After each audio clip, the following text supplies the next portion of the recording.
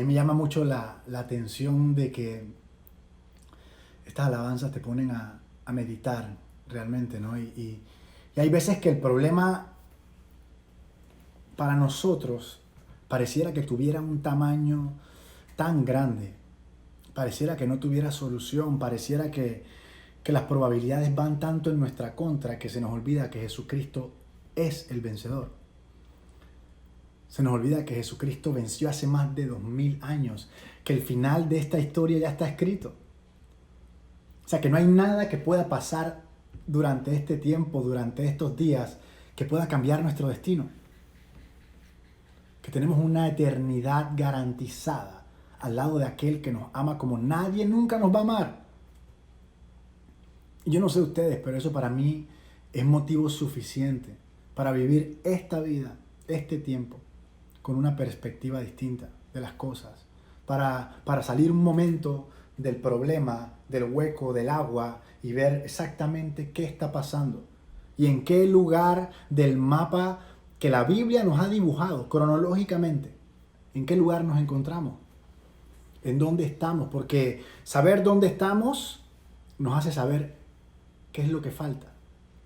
Y saber qué es lo que falta nos hace saber el tipo de actitud que tenemos que tener para enfrentar lo que falta. Eso no es como que a ti te dicen, mira, mañana hay examen de química, y tú te haces el chévere y no estudias. Pues bueno, fracaso. Saber cuál es el siguiente reto, cuál es el camino que hay que recorrer, te da a ti una dimensión de cuál debe ser tu actitud hoy. Ayer escuchaba a un pastor que decía, mira, yo solamente voy a estar una vez en esta tierra. Yo no tengo tiempo que perder.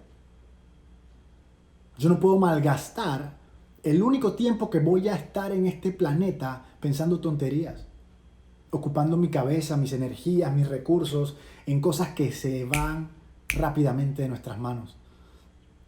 Así que con esa perspectiva de la eternidad, con esa mentalidad de lo que viene, vamos a seguir con nuestro estudio. Estamos estudiando las 7 cartas de las iglesias del Apocalipsis. ¿Y qué sabemos hasta ahora? Bueno, lo primero que sabemos hasta ahora es que el Apocalipsis, en vez de ser un libro que todo el mundo piensa que es un libro de desastres y de tristezas y de temblores y de muertes y todas esas cosas, sí, pero no para nosotros. Hay un libro donde van a ocurrir muchos eventos complejos, muchos eventos tristes, muchos eventos, o sea, millones de personas van a morir, millones de personas van a morir. Pero nuestro final no es este. Este libro, la palabra Apocalipsis significa revelación. Y es la revelación de Jesucristo. Y si durante el recorrido de todo este libro, todo lo que tú te grabas son los eventos tristes y te pierdes la revelación de nuestro Señor Jesucristo. O sea, la Biblia se ha pasado cualquier cantidad de capítulos, Antiguo Testamento, el 80% del Nuevo Testamento, esperando la venida gloriosa de nuestro Señor Jesucristo. Y si lo único que tú te acuerdas es de los eventos tristes que van a ocurrir en este libro, pues perdimos el año. Este libro, lo más importante de este libro es la revelación de Jesucristo. No del Jesucristo humillado, del Jesucristo crucificado, ensangrentado, no. Del Jesucristo glorioso que viene a juzgar a la humanidad, del Jesucristo que reina para siempre. Esa es la revelación que te trae de este libro y eso es lo único que yo quisiera saber. Lo demás son cositas, sí, datos, pero yo quiero es la revelación real, actual de mi Señor Jesucristo. Mira, antes de escribirle a cada una de estas 7 iglesias, Él se le reveló a Juan de una manera en que nunca antes se había escuchado. El nivel de detalles que te da sobre quién es Él, sobre lo que representa. Primero, también se describe físicamente, ¿no? Que si el cabello blanco, los ojos de fuego, etcétera, pero también lo que Él representa. Es de suma importancia. ¿Por qué? Porque antes de que pase cualquier evento en tu vida, Cristo se te tiene que revelar de una manera importante. Antes de hacer cualquier cosa para el Señor, tú primero tienes que tener una revelación de quién es Él. Si no, no vas a poder hacer nada. Si no, vas a enfrentar los retos y a veces el reto te va a parecer muy grande porque no sabes quién es Él. Vas a ver un par de enfermedades y te vas a preocupar porque no sabes que Él sana. Vas a quedar sin trabajo, la situación económica se va a complicar y te vas a preocupar porque Él no sabes que es tu proveedor. Entonces, lo primero que tú necesitas tener en esta vida es una revelación de quién es Él, para cada misión. Si tú buscas en la palabra de Dios, cada hombre que Dios usó, lo primero que recibió fue una revelación de quién era Dios. Hablamos de Moisés. Antes de comenzar el llamado de Moisés, primero se le apareció una zarza ardiente, algo sobrenatural, algo nunca antes visto, porque el ministerio de Moisés iba a estar lleno de eventos sobrenaturales. Si pensamos en Josué, justo antes de enfrentar a Jericó, nuestro Señor Jesucristo se le aparece con una espada desenvainada, anunciándose como el general de los ejércitos de Jehová. Imagínense eso. Justo antes de la guerra, se le revela con la revelación específica que la persona necesita para enfrentar el propósito y el llamado que el Señor le ha dado. Si buscas a David cuando era pastor, solamente usaba una resortera y cuando iba para donde Goliat, ¿qué llevaba? Goliat con una espada, con una jabalina, y David dice, yo lo único que sé es que el mismo Dios que estuvo conmigo peleando contra el oso y contra el león es el que está conmigo hoy. Una revelación de quién es Él. Los 12 discípulos necesitaban esa revelación de Jesucristo para poder enfrentar el ministerio que tenían que enfrentar de la manera en que lo hicieron. Y Pablo, pues ¿qué te puedo decir? La revelación que tuvo Pablo dice que se convirtió y él mismo dijo, yo me voy al desierto a buscar la revelación de Cristo antes de hacer cualquier cosa. Estaba claro, a Pablo le formatearon el cassette bien formateado. Estaba súper claro. Apenas se convirtió, dijo, me voy al desierto. Yo no voy a hacer ni un show. Yo no voy a ir allá sin autoridad, sin revelación, sin unción, sin saber quién es mi Señor. Así que yo me voy a ir al desierto a buscar la revelación de Jesucristo antes de hacer todo lo que tenía que hacer. Y miren cómo le fue. Así que por este motivo Jesucristo se presenta, y usted lo puede ver en el capítulo 1 del Apocalipsis, de una manera asombrosa, de una manera brutal. Ojos de fuego, una espada en la boca, rostro resplandeciente como el sol, cabellos blancos, vestiduras largas, pies de metal ardiendo. Una locura. 7 estrellas en una mano que representan a la iglesia mundial. Así se presenta Él. Él quiere que tú sepas que el reto de lo que viene, tú lo vas a enfrentar con la revelación de quién es Él. Lo que viene, tú lo vas a enfrentar con la revelación de quién es Él. No de quién eres tú, no de qué sabes tú, no de qué entiendes tú, no de qué tan bonito hablas, no de cuánto tienes en el banco. Lo que viene, tú solo lo vas a poder enfrentar sabiendo quién es Él. Aparte de presentarse Él le comienza a escribir a las 7 iglesias que nos representan a nosotros. Y es que saber quién es Él, de inmediato te hace saber quién eres tú. De inmediato. Cuando tú lo ves así majestuoso, tú te das cuenta y tú dices, wow. Por eso que el Padre Nuestro dice, santificado sea tu nombre. Padre Nuestro que estás en los cielos. O sea, tú estás allá, yo estoy acá. Tú eres santo, yo soy un pecador. O sea, yo entiendo quién eres tú y te posicionas de una vez. Dándole toda la autoridad, dándole toda la gloria, dándole toda la honra.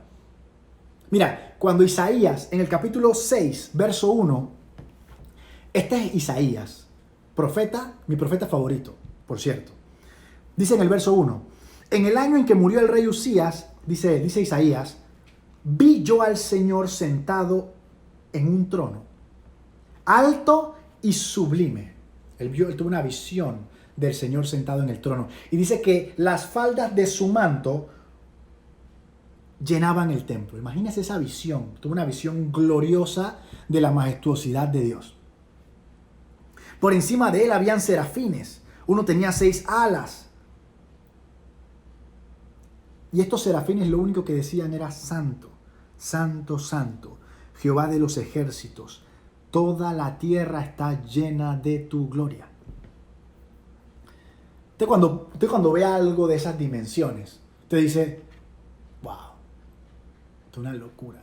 ¿Sabe cuál fue la reacción de Isaías? Apenas él vio la majestuosidad, la santidad de Dios, él dice lo siguiente, ay de mí que soy muerto, porque siendo un hombre inmundo de labios y habitando en medio de pueblo que tiene labios inmundos, han visto mis ojos al Rey. Cuando tú sabes, cuando tú tienes una visión de quién es Dios, de inmediatamente tú entiendes quién eres tú. Y de inmediatamente tienes un vistazo de lo maravilloso, lo misericordioso que es su amor. Porque si sabes quién es Él, y luego sabes quién eres tú, y luego te pones a pensar que Él decidió morir por ti, siendo quien tú eres y siendo quien Él es porque nos ama como nunca vamos a llegar a amar y como nunca vamos a entender. Así que esa visión de Él y tuya te da una impresión de cuánto te ama, de cuánto nos ama ese Dios maravilloso y misericordioso. Y después le habló Jesucristo a Juan de las cosas que habían de venir. Y las cosas que habían de venir son sumamente importantes porque tú no puedes andar por la vida pensando que estamos en un parque de diversiones, pensando que vamos a vivir la realidad plena del cielo aquí en la tierra, que todo va a ser paz, que todo va a ser armonía, que todo va a estar tranquilo. Mira, lo que ha de venir lo vamos a ver con la carta a la iglesia de Esmirna. Esmirna es la siguiente carta que vamos a ver en esta noche. Es la segunda carta de las iglesias. Esmirna viene de una palabra que se llama mirra, que significa sufrimiento. La iglesia de Esmirna se conoce como la iglesia mártir.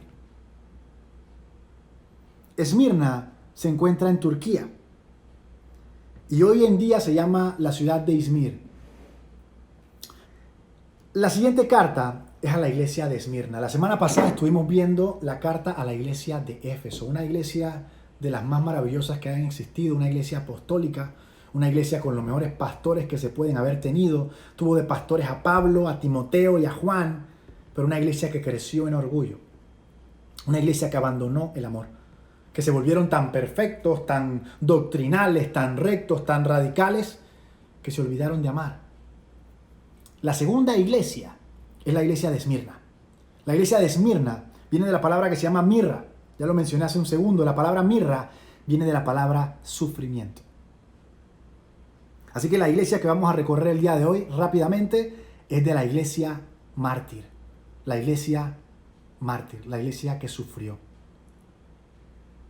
Esmirna se encuentra en Turquía, es una de las ciudades más hermosas de Asia, tiene un puerto espectacular a nivel de comercio, de todo. Vamos a ir bien rápido con los datos que no son relevantes para lo que nosotros queremos hablar, ¿no?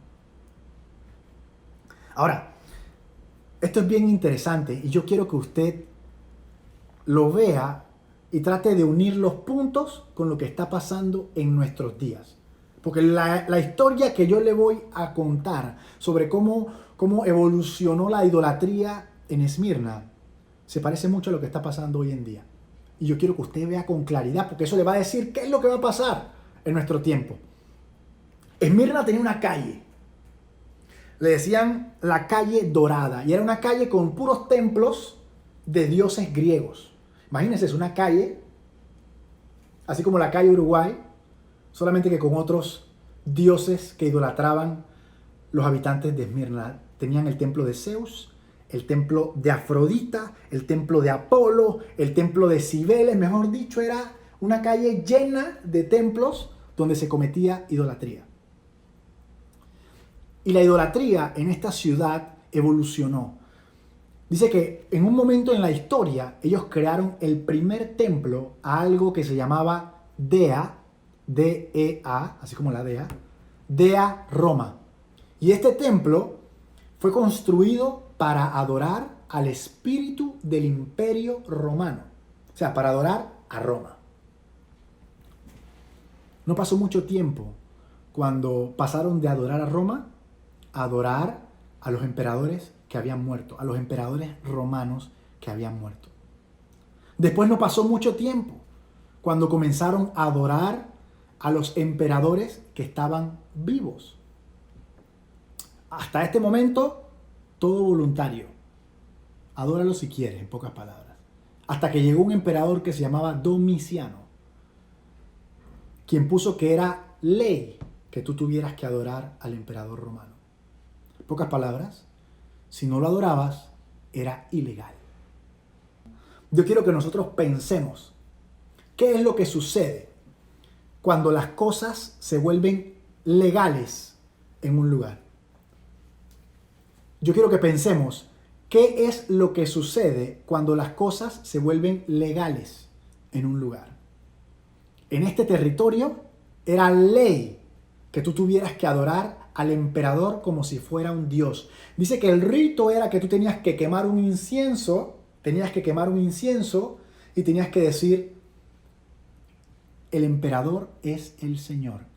Para que no te equivoques, para que no pienses que hay dudas, que se trata de otro tipo de rito. El emperador es el Señor, era el rito.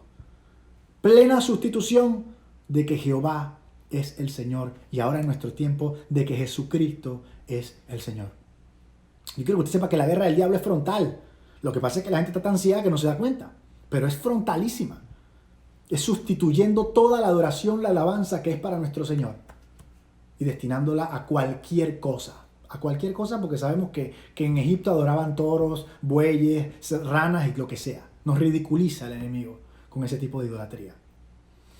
Así que pasamos de adorar a dioses, a Roma, a emperadores muertos, a emperadores vivos, y ahora es ley. ¿Quiere saber usted qué fue lo que pasó en ese tiempo? Los cristianos, como sabemos, se opusieron, igual que en los tiempos de Nabucodonosor, con la estatua. Cuando estos 3 judíos se resistieron y fueron tirados a la cisterna ardiente, que Jesucristo se metió con ellos y no les pasó nada. Exacta, porque les digo que el mismo modelo se repite.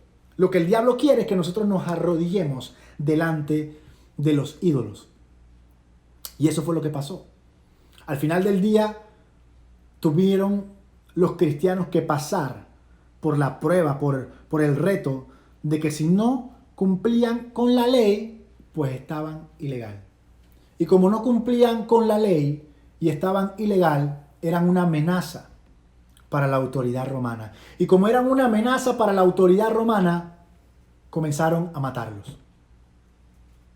Allí fue que nació, en el Coliseo romano, la tortura a los cristianos. Así que sabemos que como era ley, el que no cumplía la ley estaba ilegal. Y para este tipo de ilegalidad, la pena era la muerte. Así que a partir del incumplimiento de ese rito romano de idolatría, comenzaron a asesinar cristianos. El Coliseo romano, la matadera de cristianos con leones, torturando cristianos, partiéndolos en dos. Eso fue lo que comenzó en esa época. Y yo decía hace un minuto que teníamos que pensar en lo que está pasando hoy en día. Hay que tener mucha atención con lo que se está volviendo legal. Porque el día que se vuelva legal algo que va en contra de nuestra fe y nosotros no querramos someternos a esas leyes, pues van a decir que estamos violando la ley. Y en 5 segundos puede que nos hagan daño. Vamos a leer lo que dice la carta a la iglesia de Esmirna. Apocalipsis capítulo 2, verso 8. Dice así: y escribe al ángel de la iglesia en Esmirna, el primero y el postrero, el que estuvo muerto y vivió, dice esto: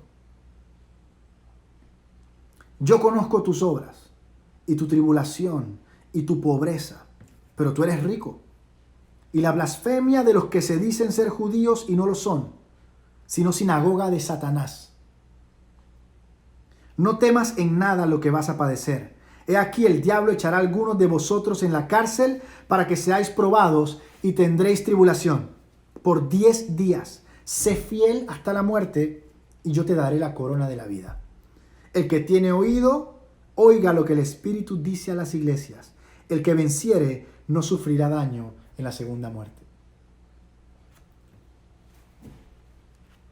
Vamos a ir dividiendo como siempre estos versos. Dice el verso 8, Apocalipsis 2, verso 8. Y escribe el ángel de la iglesia en Esmirna, al primero y el postrero, el que estuvo muerto y vivió, dice eso. Y escribe al ángel de la iglesia en Esmirna, el primero y el postrero, el que estuvo muerto y vivió, dice eso. Esa es la presentación de Jesucristo a esta iglesia. Jesucristo, como yo les mencioné hace unos minutos, siempre se presenta de acuerdo a la necesidad de esta iglesia. Y vamos a ver en cada una de estas cartas cómo Él toma de la manifestación o de la descripción que Él le dio a Juan en el capítulo 1, de acuerdo a lo que necesita cada una de estas iglesias. Recordemos que el miércoles pasado la iglesia de Éfeso se presentó como aquel que tiene las 7 iglesias en su mano, demostrando la autoridad que Él tiene sobre la iglesia. Ahora en el capítulo 2 se presenta como el primero y el postrero, el que estuvo muerto y ahora vive. Yo quiero que usted sepa que Jesucristo escogió específicamente el hecho de presentarse como el que estuvo muerto y ahora vive, como el primero y el postrero, por la situación específica que estaba viviendo esta iglesia. Yo quiero que usted se ponga a pensar en lo difícil que era la situación para esta iglesia, estando perseguida, viendo cómo tus familiares, viendo cómo tus amigos son asesinados, cómo tú sales de tu casa y tú no sabes si vas a regresar vivo. Esa era la condición de esta iglesia. Así que para que ellos tuvieran paz en esta situación, para que recibieran una revelación poderosa que les permitiera sobrevivir lo que estaban viviendo, Él les dice, mira, yo soy el primero y el último. Yo soy el dueño de esta historia. Yo soy el que existía antes de la fundación del mundo. Yo soy el que reina para siempre. Porque ellos tenían que saber que el que estaba en control de toda la situación era Jesucristo. Que el que está sentado en el trono es Jesucristo. Ellos necesitaban escuchar eso en medio de su situación. Y lo otro que les dice es, mire, yo estaba muerto y ahora vivo. ¿Por qué Él les va a hablar de esta manera? Porque si hay algo que era un problema serio para esta iglesia en ese momento era la muerte. Los estaban matando a todos. Así que Jesucristo les dice, yo estaba muerto, pero ahora vivo. En pocas palabras, la muerte ya no tiene la última palabra en medio de nosotros. Yo vencí a la muerte. De ahora en adelante, todos los que creen en mí vivirán para siempre. Y la muerte no tendrá la última palabra sobre ninguno de nosotros. Eso es lo que Jesucristo le estaba transmitiendo a esta iglesia.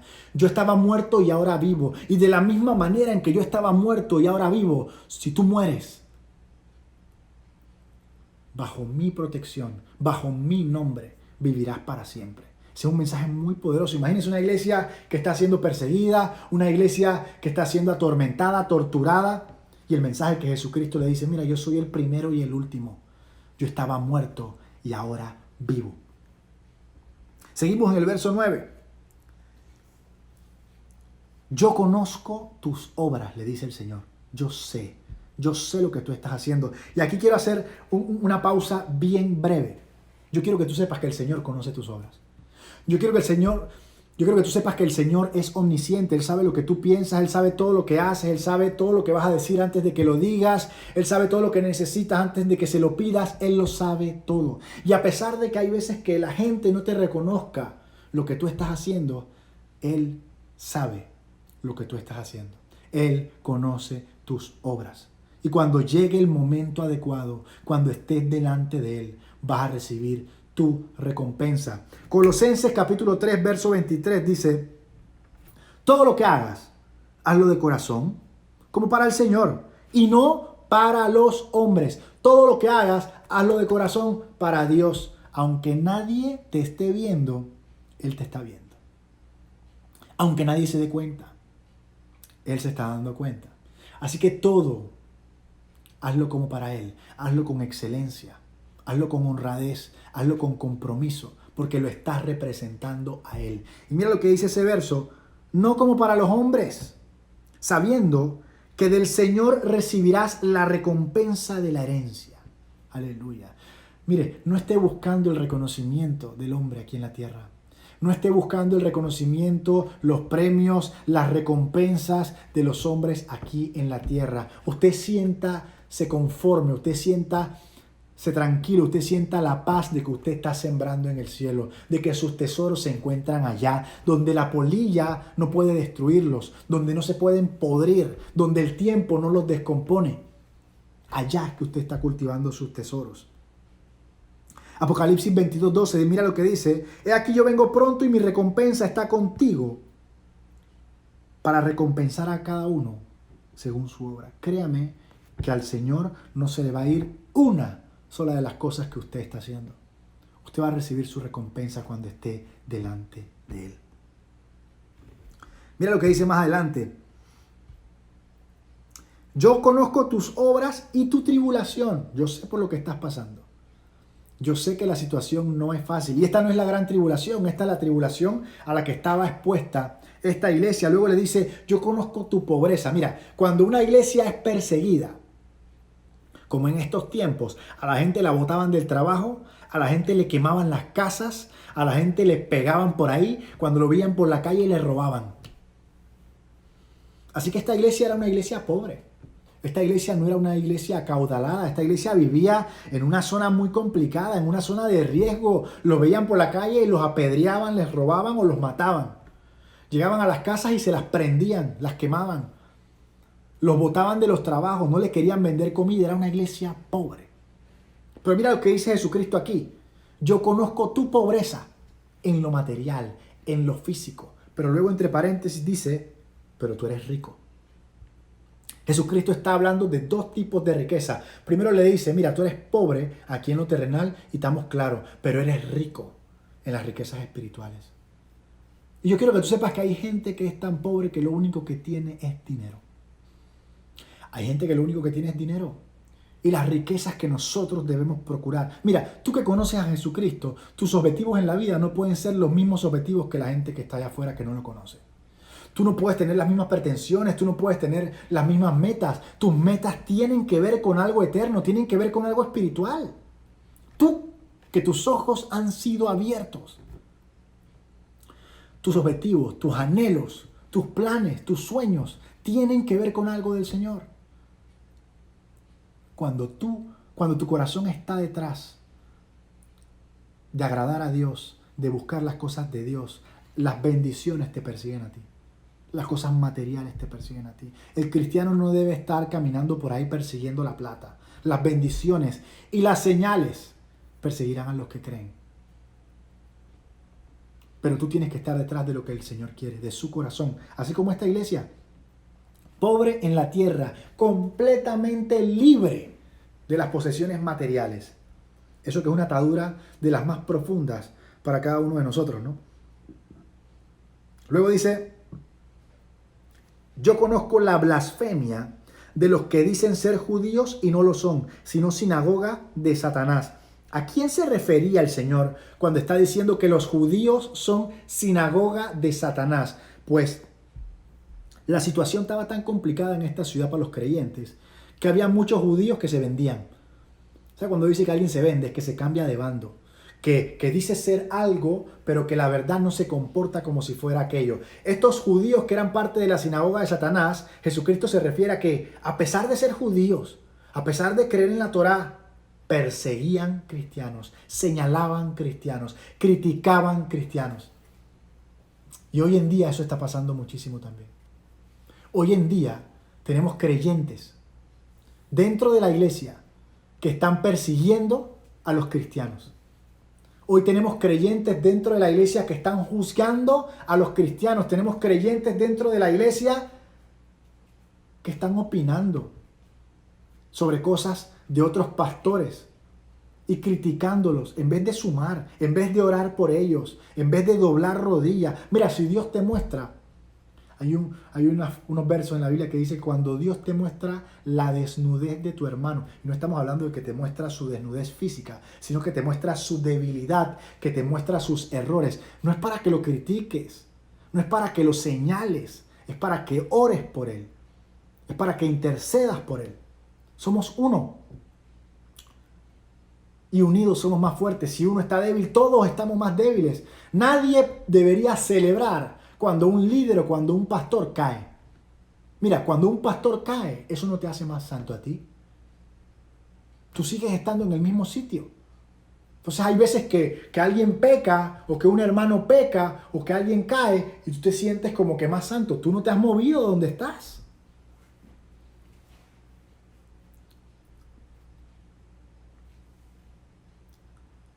El Señor le dice, yo conozco tus obras, conozco tu tribulación, conozco tu pobreza, y conozco que los mismos judíos te están dando plomo. Y les dice lo siguiente, les dice, no temas, no temas en nada de lo que vas a padecer. No temas. No temas en nada de lo que vas a padecer. Esta frase literalmente se dice, deja de tener miedo. Deja de tener miedo. Porque estos cristianos sufrieron persecución de la verdadera. Esto no fue una tontería. Mira que después les dice, el diablo te va a echar a la cárcel por 10 días. El diablo te está probando. Y él, sin saberlo, está trabajando para Dios. Porque yo quiero que tú sepas que cada una de las persecuciones, de las pruebas, de las tribulaciones, de las cosas que estamos atravesando en este planeta, el Señor las está usando para purificarnos. El Señor usa la persecución, el Señor usa la tribulación para formar a Cristo dentro de nosotros. Para que ese Cristo que habita en nosotros sea formado. Para mejorar nuestra capacidad de amar, para mejorar nuestra capacidad de perdonar. Y eso es lo que Jesucristo le estaba diciendo a esta iglesia. Mira, el diablo te va a meter preso, pero es para probarte. Y yo quiero que tú sepas que esta iglesia pasó la prueba, porque esta iglesia está de pie. Es la única que está de pie junto a la de Filadelfia, hoy en día. De estas 7 iglesias que se mencionan, solamente hay 2 que existen hoy en día. Y esta iglesia, después de pasar siglos de persecución de musulmanes, de romanos, aún sigue de pie. Así que a pesar de ser la iglesia mártir, aún existe. Esta tribulación de 10 días a la que se refería nuestro Señor Jesucristo eran 10 emperadores romanos que vinieron consecutivamente. Nerón, Domiciano, Trajano, Marco Aurelio, Severo, Maximiano, Valeriano, Aureliano y Diocleciano. Si usted quiere, búsquelos después y lea un poco de quiénes eran y cuál fue la obra atroz, la persecución tan grande que le montaron a la iglesia de esa época. Ahora Jesucristo les dice muy claramente, dice,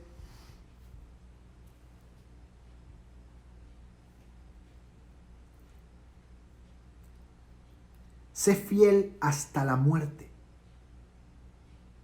y te daré la corona de la vida. Aquí hay que buscar esas palabras en el lenguaje original, porque él dice, sé fiel hasta la muerte. Esa muerte es thanatos, que es muerte física.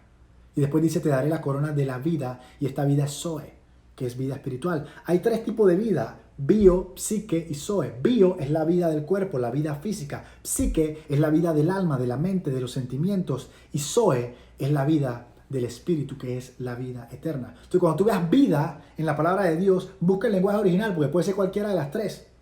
Puede ser la vida física, la vida en este planeta, puede ser la vida del alma o puede ser la vida del espíritu. Jesucristo está diciendo, sé fiel hasta que mueras físicamente, hasta que muera este cuerpo, hasta que te maten, hasta que te quemen, hasta que te decapiten, pero recibirás la corona de la vida eterna. Mira, tú estás perdiendo algo que dura 80 años y Jesucristo te está ofreciendo algo que dura para siempre. A mí me parece un trato fabuloso. Y luego cierra diciendo que el que tiene oído, que oiga lo que el Espíritu dice a la iglesia. El que venciere no sufrirá daño en la segunda muerte. Y la segunda muerte, si tú no has nacido de nuevo, vas a vivir 2 muertes. No has nacido de nuevo significa que no eres salvo, significa que Jesucristo no es tu Señor. Si tú no has nacido de nuevo, vas a vivir la muerte física y luego vas a vivir una segunda muerte cuando llegues al tribunal de Jesucristo y te envíen al infierno. Pero si tú reconoces a Jesús como tu Señor y Salvador, probablemente ni siquiera tengas que vivir una. Si mueres físicamente, solo vivirías esa, pero si llegan antes de que mueras en el rapto, no vivirías ninguna muerte. Esa es la herencia de aquellos que creemos a nuestro Señor Jesucristo. Así que si tú quieres saber un poquito más de eso, escríbenos abajo para hablarte acerca de cómo ser salvo, cómo llegar a tener una relación personal con nuestro Señor Jesucristo. Pero si crees que ya acabé, todavía no ha acabado. Viene la parte, no diría que la más importante, pero una parte muy importante de este estudio. El obispo de la iglesia de Esmirna se llamaba Policarpo. Y dice que una vez la persecución se puso tan grave en Esmirna que le dijeron a Policarpo que huyera.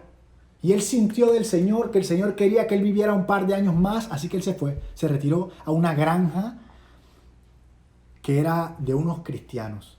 Pero cuando estaba en la granja, dice que él tuvo un sueño donde vio que su almohada ardía en llamas. Él tuvo una visión, que su almohada ardía en llamas y sintió que el Señor le dijo: vas a morir en la hoguera. El obispo de Esmirna. Mientras tanto, un general del ejército romano envió una orden de captura para Policarpo y capturaron a uno de sus sirvientes y lo torturaron hasta que él vino y les dijo dónde estaba escondido Policarpo. Torturaron a uno de sus discípulos y él vino y dijo dónde estaba escondido su maestro. Cuando los oficiales romanos llegaron donde estaba Policarpo, sintieron vergüenza porque habían traído una delegación enorme a buscar a un viejo indefenso. Y cuando venían en el camino, venían diciéndole: mire, señor, no sufra. Usted solo agarre el incienso, enciéndalo y diga que el César es el Señor. Policarpo ni les respondió. Pero ellos insistían hasta que él firmemente les dijo no. Y apenas les dijo que no, lo tiraron abajo del carruaje y venía todo moreteado el viejo caminando durante todo el camino hasta que llegaron al Coliseo Romano. Cuando llegaron al Coliseo Romano ya los juegos habían empezado. Ya un cristiano que se llamaba Quitín le habían dicho que iba a morir en manos de los leones. Tenían leones y animales salvajes que devoraban a los cristianos. Y él dijo que iba a morir por su Señor Jesucristo, pero cuando vio a los leones se arrepintió y prendió el incienso y declaró que el César era el Señor. Mientras tanto, otro que se llamaba Germánico sí murió por nuestro Señor Jesucristo. Y cuando éste murió, destruido por los animales, ya el público enardecido, los romanos sedientos de sangre que se reunían en el Coliseo para ver a cristianos ser torturados, comenzaron a gritar que traigan a Policarpo, porque era famoso, que traigan a Policarpo. Y cuando lo traen, el que llevaba, el oficial romano que traía a Policarpo, le dijo: mira, si tú reconoces que el César es el Señor, no te va a pasar nada. Y los romanos que estaban en el Coliseo le gritaban, imagínense el nivel, y esto puede pasar en el futuro con nuestras vidas. Imagínense el nivel que los romanos le decían a los cristianos ateos. Como los cristianos no creían en los dioses romanos, los ateos supuestamente eran ellos. Les llamaban ateos a los cristianos. Y Policarpo alzó el dedo y dijo: ustedes son todos los ateos.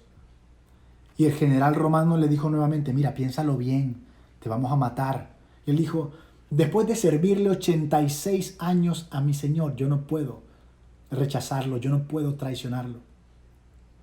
Y el general romano dijo: bueno, perfecto, entonces vas a morir. Y el pueblo gritó que lo mataran los leones, pero ya los leones los habían guardado. Y cuando se enteraron que los habían guardado, el pueblo comenzó a gritar que se muriera en la hoguera Policarpo. Y Policarpo se recordó del sueño que había tenido y dijo: wow, el Señor ya me mostró esto. Así que le dijo al oficial romano: mira, prende la hoguera, que yo no le temo al fuego que se enciende y se apaga de inmediato. Yo le temo al fuego eterno. Así que prende eso y quémame rápido, que voy a morir. Así que lo ataron a la hoguera y encendieron el fuego. Y dice que cuando encendieron el fuego subió una pared de fuego hasta el cielo, pero Policarpo no se quemaba. Y todo el mundo sorprendido, y el general romano desesperado le metió una lanza y la sangre extinguió el fuego. Y dice que el público pudo ver una paloma que subió al cielo. Esa fue la muerte de uno de los mártires más famosos que han existido en la historia de la iglesia. Fiel hasta la muerte, con una revelación real de que nuestro Señor Jesucristo ha vencido la muerte y que hay una eternidad, que hay una promesa, que hay un futuro delante de nosotros, que la muerte es una transacción, es una formalidad, va a ser salir de una dimensión a otra. Y yo quiero que tú sepas que hoy en día esa persecución existe. Hay mártires por décadas en el Medio Oriente. Pero cada vez que alguien muere, el testimonio es tan poderoso que cualquier cantidad de personas se convierten al Evangelio. Yo quiero que tú sepas que yo estoy seguro, porque la palabra de Dios lo dice, que ese tiempo va a llegar donde lo malo va a ser bueno y lo bueno va a ser malo, donde lo malo va a ser legal y donde nuestras creencias van a ir en contra de esas leyes.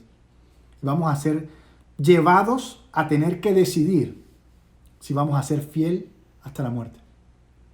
Ahora yo te digo algo, uno no se puede parar en esa posición sin tener una revelación real de que Jesucristo es el que estaba muerto y que ahora vive, de que es el primero y el último, y de que gobierna y vive para siempre. Y si tú hoy en día escuchas la palabra muerte, y tú honestamente, si tú sientes temor, necesitas tener una revelación de que nuestro Señor venció la muerte, de que la muerte no tiene la última palabra en ninguno de nosotros. Si ese eres tú, quisiera que ores conmigo en este momento. Padre Santo, Padre bueno, yo sé que tú venciste a la muerte. Yo sé que tú caminaste en esta tierra, mi Señor. Y yo sé que tú resucitaste al tercer día y que el mismo Espíritu que te levantó a ti de entre los muertos habita dentro de nosotros, Señor. Yo creo en ti, Señor. Y somos conscientes del lugar que ocupamos en este planeta. Somos conscientes de que no representamos los valores ni las ideas que están gobernando allá afuera. Pero en esta noche, Señor, nos comprometemos a hacerte fiel hasta la muerte si es necesario. Y cualquier hermano, Señor, cualquier hermana a quien la muerte le inflija temor, le provoque miedo, yo te pido, Señor, que tú te le presentes en sus vidas, que les demuestres que tú estás vivo, que tú eres real. Te doy gracias, Señor, por la vida de cada uno de ellos en el nombre de Jesús. Amén. Mira, si tienes una necesidad de oración, escríbenos. Estamos aquí para servirte. Espero que Dios te bendiga. Te extrañamos mucho. Queremos ya que abran las puertas de la iglesia. Extrañamos muchísimo verlos a todos. Dios les bendiga. Nos vemos el domingo con el servicio a las 5:30. No te lo puedes perder por estos mismos medios. Dios te bendiga.